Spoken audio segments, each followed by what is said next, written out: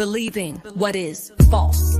They traded the truth about God for a lie. That is why God abandoned them to their shameful desires. Even the women turned against the natural way to have sex and instead indulge in sex with each other. And the men, instead of having normal sexual relations with women, burned with lust for each other.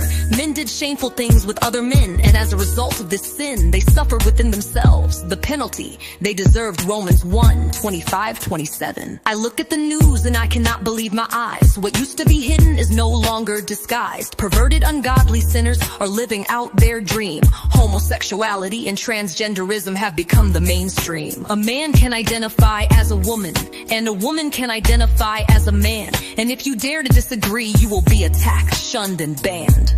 Never did I think that I would be witnessing the fulfillment of biblical prophecy. The world at large believes what is false, and if you dare to oppose them, you will pay a high cost. They are sexually indoctrinating our children at school. Parents are labeled as terrorists who think this is not cool. Biological males are undressing in front of girls. Why is this being allowed to happen in our world? Biological males compete against women in sporting events. Anyone with a rational mind knows this does not make any sense. And if you dare to speak out against being transgender, the mainstream treats you like a hateful offender. We look at all these things and ask ourselves why. But 2 Thessalonians 2:11 says they would believe the lie. So God created human beings in his own image. In the image of God, he created them. Male and female, he created them. Genesis 1:27.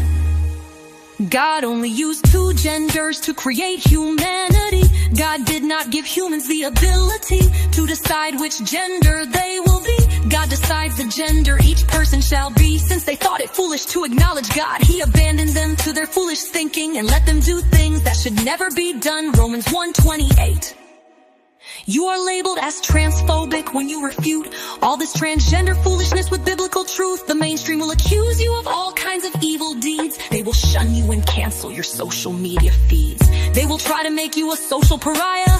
They will label a transgender denier. God has called us to go forth and be his lights. He blesses those who stand up for what is right.